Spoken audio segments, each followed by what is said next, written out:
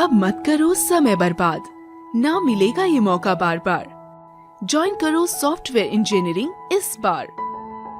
अगर करते हो कोडिंग से प्यार तो सीखो एंगुलर जावा पाइथन इस बार। होगा आपका सपना साकार, ज्वाइन करो वेब इंस्टीट्यूट इस बार।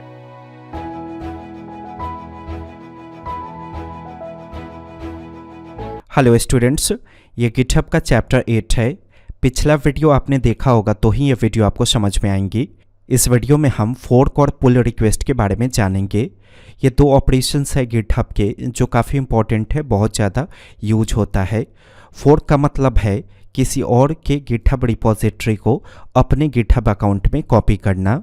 जैसे आप अपना गिटहब अकाउंट को लॉगिन कीजिए, आप चाहते हो किसी और का प्रोजेक्ट जो गिटहब पे रखा गया है उस पर आप काम करो, तो किसी और के प्रोजेक्ट पे तो काम आप तब कर पाओगे जब उसके प्रोजेक्ट का सोर्स कोड आपको मिलेगा।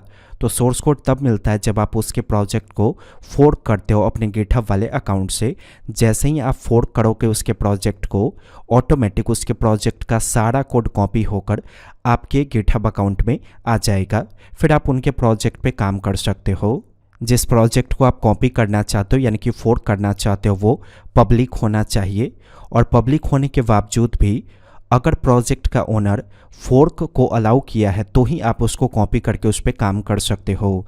ध्यान से सुनिए, प्रोजेक्ट के ओनर ने अगर फोर्क को अलाउ नहीं किया अपने गिटहब अकाउंट से तो पब्लिक प्रोजेक्ट को आप कॉपी नहीं कर सकते अपने गिटहब अकाउंट में। ओके, तो फोर्क को सीखने के लिए आपको कोई भी ऐसा प्रोजेक्ट फाइंड करना होगा जो पब्लिक हो और जो फोर्क का फीचर आपको अलाउ करता हो। तो कोई भी जावास्क्रिप्ट का लाइब्रेरी जनरली पब्लिक होता है और उसके लिए फोर्क अवेलेबल होता ही है। तो अगर आप किसी जावास्क्रिप्ट के लाइब्रेरी का नाम जानते हो तो आप उसको सर्च कर लो। जैसे एग्जांपल के लिए वाओ.जेएस आप जानते होंगे, स्क्रॉल करने पे एनिमेशन आप अप्लाई कर सकते हो। अगर आप वाओ.जेएस के बारे में नहीं जानते हो तो प्लेलिस्ट के अंदर स्पेशल वीडियोज़ फॉर डेवलपर्स आपको दिखेगा, उसी में वाओ.जेएस पे वीडियोज़ आपको दिख जाएगा। तो आप ऐसे सर्च कर लो वाओ.जेएस गिटहब। ये फर्स्ट लिंक दिखा आपको, आप इस पर क्लिक करो। देखिए गौर से, यहाँ फोर्क इनेबल्ड है, मतलब ये प्रोजेक्ट का ओनर आपको अलाउ कर रहा है कि हाँ इस प्रोजेक्ट को कॉपी करके आप इसमें आगे काम कर सकते हो। याद रखिए आप पहले से लॉगिन होने चाहिए। ओके, तो ऑलरेडी मैं लॉगिन हूँ, यहाँ पे मैंने फोर्क पे क्लिक किया। देखिए ऑटोमेटिक फोर्क होना स्टार्ट हो जाएगा। कॉपी हो गया। यहाँ पे एक बार इस लोगो पे क्लिक कीजिए कन्फर्मेशन के लिए। यहाँ देखिए आ गया node-web/wow।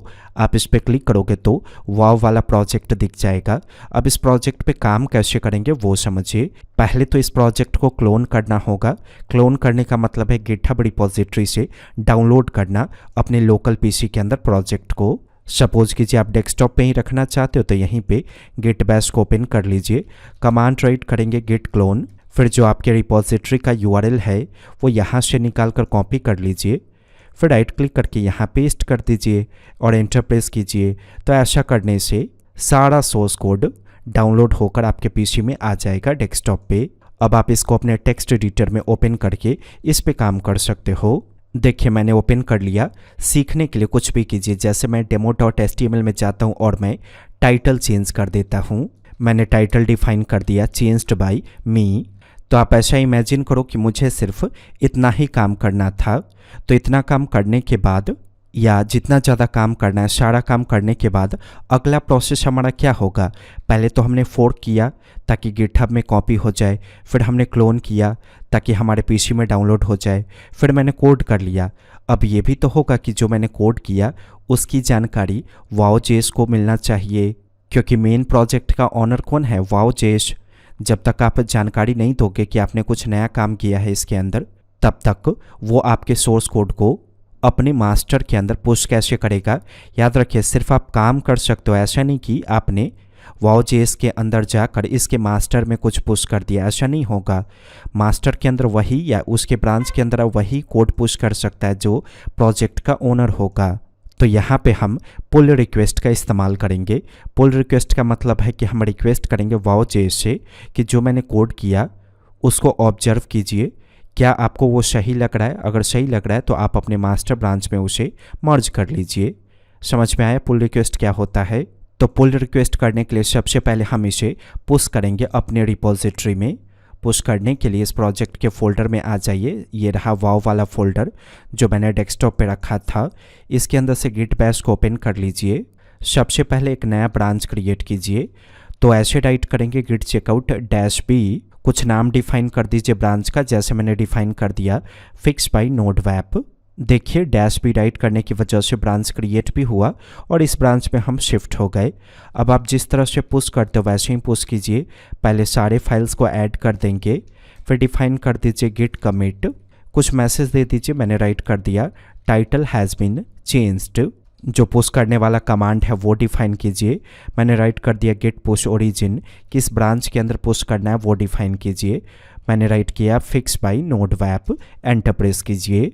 अब आ जाइए अपने गिटहब अकाउंट पे, पेज को रिलोड कर लेंगे। यहाँ देखिए आपको पॉपअप दिखा fix by node wap, compare and pull request वाले बटन पे आप क्लिक कर दोगे। कुछ राइट करने को बोला जाएगा, आप जितना डिफाइन करके राइट करना चाहते हो डिफाइन कर दीजिए। बहुत सारा काम है तो उसके बारे में लिख दीजिए। फिर यहाँ क्लिक करेंगे क्रिएट पुल रिक्वेस्ट पे। तो जैसे ही आपने क्रिएट पुल रिक्वेस्ट पे क्लिक किया, ऑटोमेटिक वाव.js के गिटहब अकाउंट में पुल रिक्वेस्ट का मैसेज जाएगा। उनको पता चलेगा कि आपने क्या काम किया। जो आपने पुल रिक्वेस्ट किया वो आप देख सकते हो। फिर से वाव.js का गिटहब रिपोजिटरी खोलना होगा। सर्च कर लीजिए ऐसे वाव.js गिटहब, ये फर्स्ट लिंक है, आप इस पर क्लिक करो। जो भी पुल रिक्वेस्ट होगा वो इसके अंदर दिखेगा। पुल रिक्वेस्ट के अंदर ये देख रहे हैं आ गया मैसेज फिक्स बाय नोड वैप। तो वाव.js का ओनर इस पे क्लिक करेगा। जो काम आपने किया, डिस्क्रिप्शन अगर हमने कुछ लिखा होता तो यहाँ पे दिखता।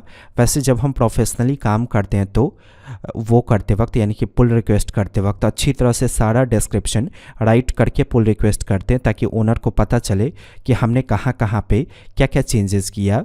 जो आपने कमिट मैसेज दिया था वो यहाँ दिखा। वाव.js का ओनर इस पर क्लिक करेगा तो उसे डायरेक्टली पता चल जाएगा कि हमने टाइटल में यहाँ पे चेंज किया था, चेंज्ड बाय मी राइट किया था टाइटल में। अब ये वाव.js पर डिपेंड करता है कि उसे आपका किया गया काम सही लगा या नहीं। अगर उसे सही लगेगा तो वो मर्ज कर लेगा। यहीं पे मर्ज का ऑप्शन होता है, वो मर्ज कर लेगा अपने मास्टर वाले ब्रांच के साथ या अपने किसी ब्रांच के साथ। हम खुद से यहाँ से मर्ज नहीं कर सकते वाव.js के अंदर, क्योंकि रिपोजिटरी तो वाव.js का है। वाव.js का ओनर जब लॉगिन करेगा अपने वाव.js वाले गिटहब अकाउंट को तो उसे यहाँ पे नीचे में मर्ज का बटन दिखेगा, वो क्लिक करेगा। आपके द्वारा काम किया गया सोर्स कोड ऑटोमेटिक उसके मास्टर ब्रांच में अपडेट हो जाएगा।